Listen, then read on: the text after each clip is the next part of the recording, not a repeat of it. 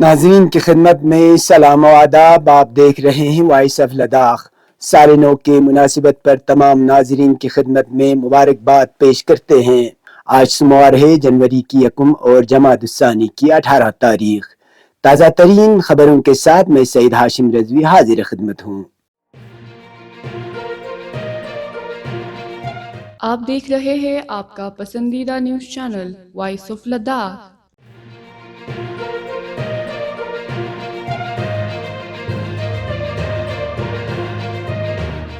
سرمائی کھیلوں کو فروغ دینے کے لیے ضلع کرگل کے شکرچکتن سب ڈویژن سے 46 کھلاڑیوں پر مشتمل آئس ہاکی ٹیموں کو بی ڈی سی شکرچکتن سعیدہ بانو نے ہری جھنڈی دکھا کر لیہ کی جانب روانہ کیا، جہاں وہ مختلف آئس ہاکی مقابلوں میں ضلع کرگل نمائندگی کریں گے. اس موقع پر بی ڈی سی چیئرپرسن نے کھلاڑیوں کو سال نو کی مبارکباد پیش کرتے ہوئے کہا کہ سرمائی کھیلوں کو بڑھاوا دینے کے لیے ہر ممکن کوشش کی جائے گی. اسی طرح انہوں نے مزید کہا کہ اس طرح کے مقابلوں میں شرکت کرنے سے خاص کر خواتین کے اختیارات کو فروغ ملے گا.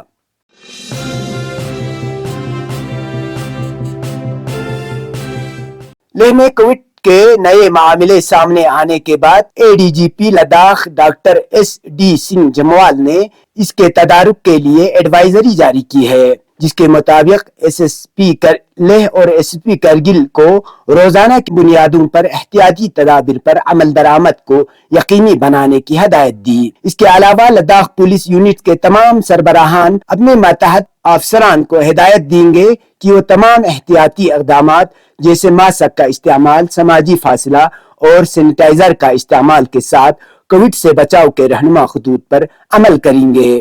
ادھر ملک بھر میں کووڈ کیسوں کی تعداد بڑھ کر 4394 ہو گئی ہے.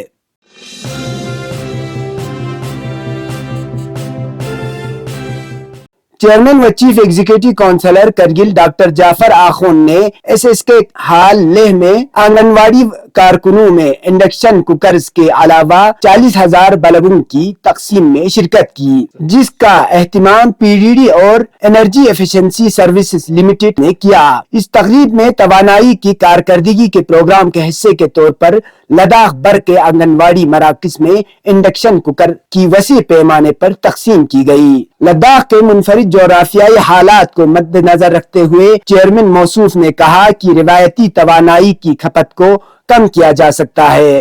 لداخ میں آبی وسائل کا ذکر کرتے ہوئے چیئرمین موصوف نے مزید کہا کہ خطے میں پن بجلی پروجیکٹوں سے کافی مقدار میں بجلی کی پیداوار حاصل کی جا سکتی ہے تاکہ لداخ میں کاربن کے اثرات کو کم کیا جا سکے.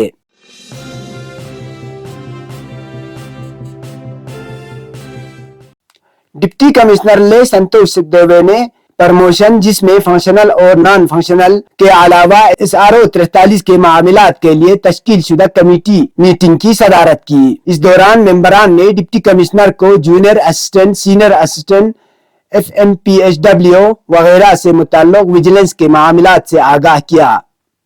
مزید برآں ڈپارٹمنٹل پروموشن کو کمیٹی نے مختلف محکموں بشمول زراعت، فشریز، دیہی جنگلات، طبی تعلیم اور انیمل ہسبنڈری کے محکموں میں فنکشنل اور نان فنکشنل کے علاوہ ایس آر او 43 کے معاملات پر تفصیلی غور و خوض کیا.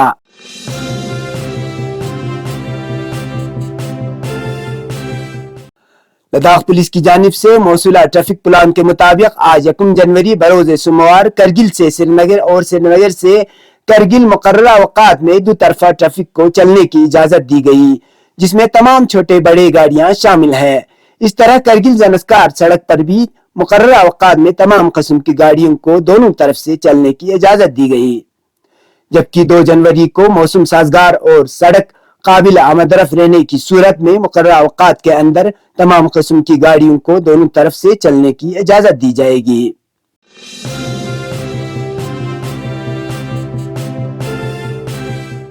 گزشتہ 24 گھنٹوں کے دوران کرگل میں کم سے کم درجہ حرارت -9.2 ڈگری سینٹی گریڈ درج کیا گیا. اسی طرح لیہ ضلع میں درجہ حرارت -10 ڈگری سینٹی گریڈ ریکارڈ کیا گیا. زنسکار میں کم سے کم -13 ڈگری سینٹی گریڈ اور دراس میں درجہ حرارت -13.6 ڈگری سینٹی گریڈ ریکارڈ کیا گیا.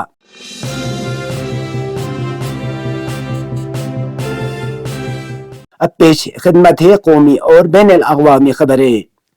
انڈیا کے اتحادیوں کے ساتھ سیٹوں کی تقسیم پر طے شدہ میٹنگ سے قبل کانگریس نے اپنے طور پر اپنی ریاستی اکائیوں کے لیڈران کے ساتھ صلح و مشورہ کا سلسلہ شروع کر دیا ہے۔ اس سلسلے میں مختلف ریاستوں کے منتخب لیڈروں کو دہلی طلب کیا جا رہا ہے تاکہ ریاست میں پارٹی کی صورتحال کو سمجھ کر اتحادیوں کے ساتھ سیٹوں کے تقسیم پر گفتگو کے لیے حکمت عملی تیار کی جا سکے۔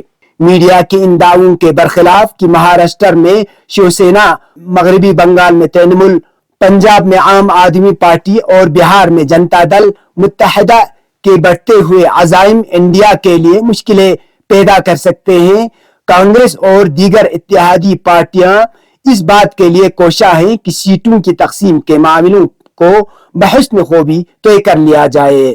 مہاراشٹر میں سنجے راوت کے بیان بازیوں کے بعد اندیشے ظاہر کیے جانے لگے تھے کہ یہاں سیٹوں کی تقسیم میں انڈیا کو مشکلات کا سامنا کرنا پڑے گا، تاہم سنیچر کو ایک پریس کانفرنس سے خطاب کرتے ہوئے شیو سینا کے سربراہ ادھو ٹھاکرے نے یہ بات واضح کر دی ہے کہ مہاراشٹر میں سیٹوں کی تقسیم کا مرحلہ بحسن خوبی عبور کر لیا جائے گا۔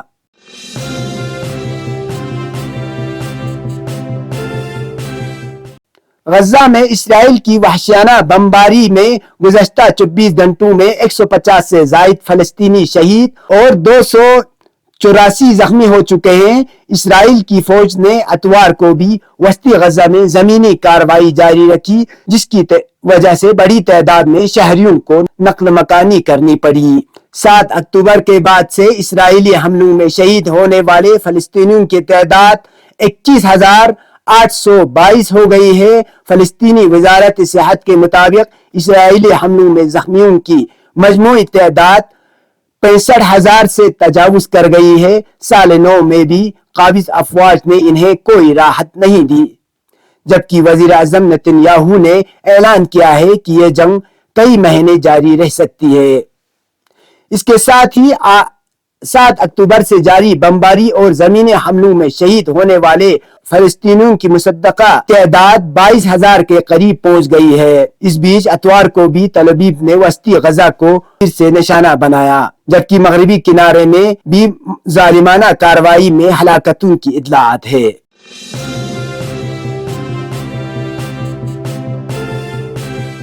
جاپان میں 7.6 شدت کا زلزلہ آنے کے بعد جاپانی حکومت نے سونامی کی وارننگ جاری کی ہے اور شہریوں کو انخلاء کا مشورہ دیا گیا ہے۔ جاپان کی محکمہ موسمیات نے ایشیکاوا نیگاتا اور تویاما کے ساحلی علاقوں کے لیے الرٹ جاری کیا ہے۔ وزیر اعظم فومیو کشیدا نے متاثرہ علاقوں میں رہائش پذیر افراد سے محفوظ مقامات پر منتقل ہونے کی اپیل کی ہے۔ روس نے بھی مغربی ساحلی علاقوں کے لیے سونامی کا الرٹ جاری کیا ہے۔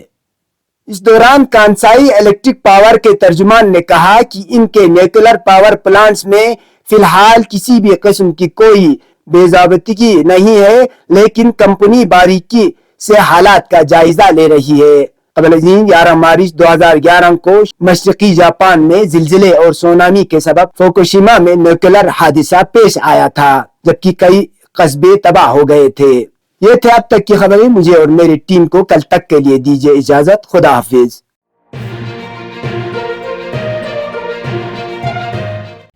مقامی، قومی اور بین الاقوامی خبروں سے باخبر رہنے کے لیے چینل کو لائک، شیئر اور سبسکرائب کریں، ساتھ ہی بیل آئیکن دبانا نہ بھولیں۔